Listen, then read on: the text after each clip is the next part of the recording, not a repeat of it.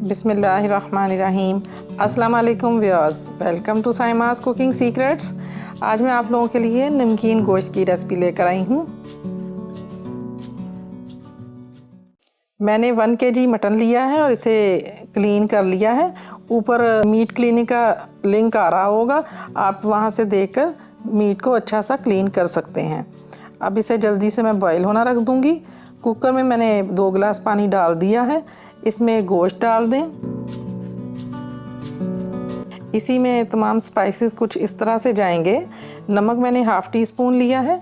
कुर्बानी का गोश्त चूँकि सॉल्टी होता है ज़रा, तो इसमें हाफ़ टी स्पून काफ़ी रहेगा।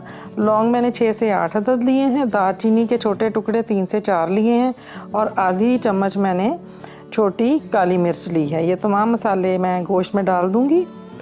अब कुकर को बंद कर दें। अब कुकर का वेट हिलने लग गया है, इसे 15 मिनट तक कुकिंग करेंगे। व्यूअर्स 15 मिनट हो गए हैं। अब मैं फ्लेम बंद कर दूंगी और कुकर की स्टीम सारी निकाल देंगे। कुकर की स्टीम अच्छे से निकल गई है। अब मैं इसे खोल कर देखती हूँ। ये देखें व्यूअर्स, गोश्त अच्छे से गल गया है। अब चूल्हा दोबारा से जलाकर फ्लेम हम ज़रा फुल कर लेंगे और गोश्त का पानी अच्छी तरह से सुखा देंगे।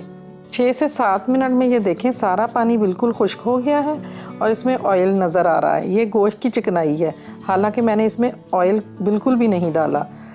गोश्त बिल्कुल फ्राई हुआ लग रहा है। अब चूल्हा बंद कर दें और गोश्त मैं डिश आउट कर लूँगी।